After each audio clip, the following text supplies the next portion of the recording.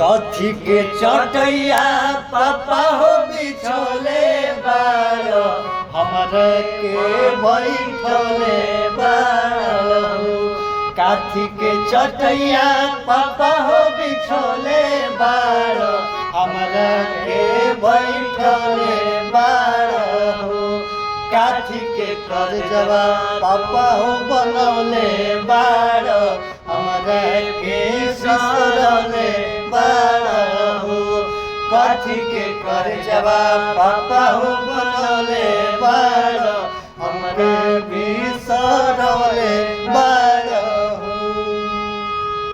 उसके चटैया बेटी हो बनौले बानी तोहरा के बैठले बानी हो। उसके चटैया बेटी हो बनौले बानी तोहरा के बैठले बानी हो। काठ के करजवा बेटी हो बनौले बानी तोहरा के बिसरले बानी हो। काठ के करजवा बेटी हो बनौले बानी तोहरा के बिसरले बानी।